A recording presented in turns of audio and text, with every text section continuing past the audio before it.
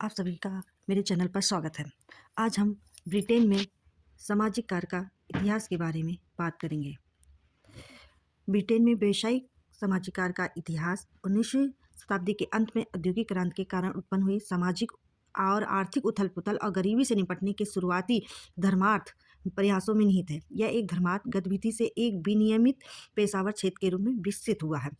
धर्मार्थ मतलब धर्म से रिलेटेड जो धन दिया जाता है उसे धर्मार्थ बोलते हैं। मतलब पहले लोग गरीबों को दान देते थे, तब वो एक पेशावर के रूप में नहीं था। इसका जो प्रमुख चरण और विकास है उसके बारे में हम बात करते हैं। धर्मार्थ प्रयास शुरुआती सदियों में चर्चों द्वारा दान और कल्याणकारी सेवाएं प्रदान की जाती थी। एलिजाबेथन पुअर लॉ 1061 सरकार ने पहली बार एलिजाबेथन पुअर लॉ के माध्यम से सामाजिक कल्याण में हस्तक्षेप किया, जिसने स्थानीय स्तर पर गरीबों की सहायता के लिए एक ढांचा प्रदान किया। 19वीं शताब्दी संगठन चैरिटी ऑर्गेनाइजेशन सोसाइटी की स्थापना 1669 में लंदन में हेलेन बोशानकेट और एक्टिवियन हिल द्वारा की गई। इसका उद्देश्य व्यक्तिगत केसवर्क के वैज्ञानिक सिद्धांतों का उपयोग करके दान को व्यवस्थित करना और सहायता को लक्षित करना था। सेटलमेंट मूवमेंट कैनन बेनेट ने ईस्ट लंदन में टाई नवी खाल स्थापना की, जहां स्वयं सेवक गरीबों के मूल कारणों को समझने और सामाजिक परिवर्तन लाने के लिए गरीब समुदायों के बीच रहते थे।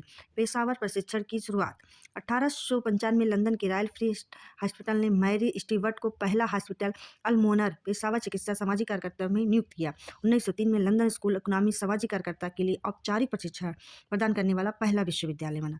पेशावर संघों का संगठन 1935 में Britain federation of social workers का गठन हुआ, जो बाद में 1970 में 6 अन्य संगठनों के साथ मिलकर British association of social workers BASW बन गया, जो ब्रिटेन में सामाजिक कार्यकर्ताओं के लिए एक प्रमुख पेशावर संस्था है।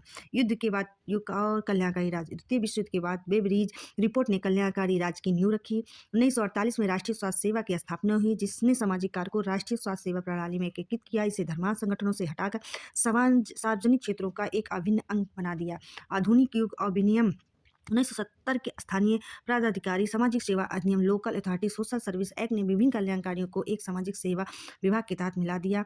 2001 में सामाजिक कार्य इंग्लैंड में वैधानिक विनियम के अधीन है, जिसमें सोशल वर्क इंग्लैंड नामक नियामक संस्था सामाजिक कार्यकर्ताओं के मानकों को निर्धारित करती है। आज ब्रिटेन में सामाजिक कार्य एक विनियमित और पेशावर क्षेत्र है, जो बाल संरक्षण, मानसिक स्वास्थ्य और वयस्क सामाजिक देखभाल जैसी विभिन्न विशेषताओं को शामिल करता है। ये है ब्रिटेन में व्यावसायिक सामाजिक कार्य का इतिहास। आप लोगों को अच्छा लगा होगा। आप लोग लाइक करिएगा, शेयर करिएगा और कमेंट करिएगा।